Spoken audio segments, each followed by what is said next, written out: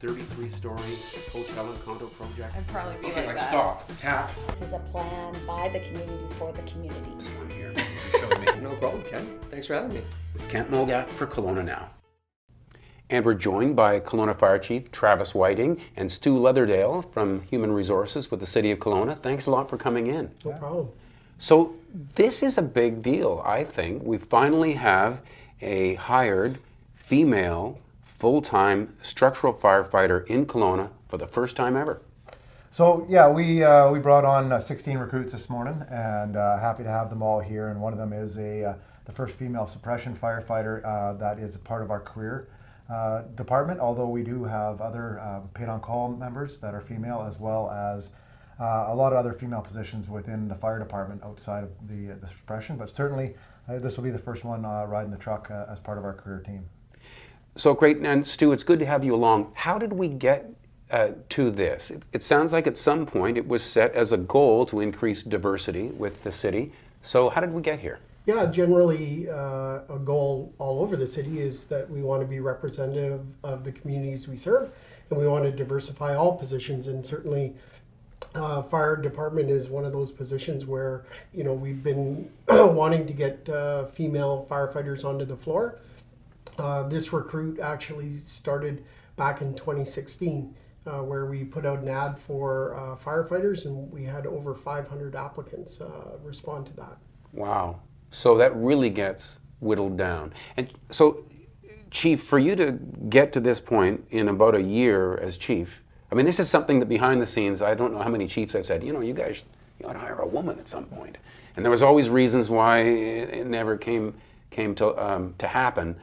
But you're saying it's not all you here. Well, no, I mean, this recruit class happened under Chief Carlisle, and I was part of the chief officer's team. But as Stu mentioned, we started with 500 applicants, and it's a very strenuous competition to get through. And from those 500, we end up with a list of 30 qualified firefighters that we hire off of. And this year, with the 12 firefighters that were approved by council, we have a larger than average recruit class. So we hired off that list of 30, and the new recruit class that came in today included a female firefighter. So it sounds like, you know, this goal of, you know, starting to get diversity of this kind was there, but you were careful to make sure you weren't, you know, lowering the bar. I think as we talked about earlier, what we really want to see is a diversity in our applicants. It's really important when we get the 500 applicants, everybody is weighed and measured the same.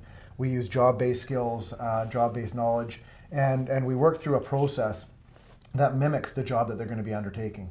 And we don't compromise on how we measure to ensure that we have qualified firefighters. What we need to see is more diversity in the applicants so that we have a better representation of our community in that applicant pool. Some of the other communities, like Kelowna was kind of lagging on this one, a little behind other cities. And there were some difficulties, like in Richmond, there were lots of complaints. Maybe people weren't sort of socially ready for this because the reaction of some of the male firefighters, I guess, who were so used to it being all male, weren't always I think if you look back at the history, and unfortunately, and when you look in the 80s and the 90s, certainly there were a lot of challenges as the fire service changed. And I think the fire service of today is very different than it used to be. And certainly we see more and more female firefighters being hired throughout BC and throughout all departments. And I don't think that the culture is anywhere close to what it used to be. There certainly is a lot more education. There's a lot more understanding and tolerance. And the crew that these recruits are joining is very open to making sure that they have the best people to get on the truck with each day. And that's full stop what they're looking for. Yeah, and I think our group is well aware of the requirements to get through that pool from 500 applicants to 30. And they know that the 30 that make the list that are going to end up being on the floor there are fully qualified in every way, shape, and form. Right. So I'm just wondering, are there ways to kind of get ahead of that, you know, to make sure that people are fully prepared to not step in it, to make a mess out of this? I think no different than any of the other departments that Stu works with. We've always been heavily involved with leadership training and diversity training within the fire service, and working with our HR department to bring in speakers over the last couple of years to talk about diversity and understanding, and not just with a female firefighter, but just in working with different generations, different types of people. We're in a changing workforce, so that understanding and knowledge of how to best work with people is very targeted by groups like HR to support us, and I think that's the changing face of the fire service, Right. and that's why I think we see a lot less problems than we used to see back in the day. And the nicest thing about this is, sure, this is just one job, but it just shows now that it's possible. And I think it must send a good message to young women that this is a possibility. Absolutely. I think this is a great start, and I think through interviews like this and more initiatives that we're going to undertake to get out to job fairs and meet with people in the community, we're really hopeful that people look at that as a career opportunity that they may not have looked at in the past, and that's going to help our future efforts. As you guys were arriving, it sort of occurred to me that there's something a little bit wrong with this picture. Here we are talking about women in the workplace, 3 men, but things are changing. Nanaimo has a female chief, I understand. Yeah, Karen Fry, and I've worked with Karen for a number of years, a very strong leader, and started with Nanaimo, went to the city of Surrey for a number of years, and is back in her hometown in Nanaimo and doing fantastic. And again, it just shows that those barriers are being dropped, and that if you're a female and you're looking at firefighting as a career choice, then then get involved. And I think it's important to know too that the challenge of becoming a firefighter isn't just wanting to be a firefighter. These recruits that we bring on are dedicated. We look at their community service, their volunteer work, their work history, their education history.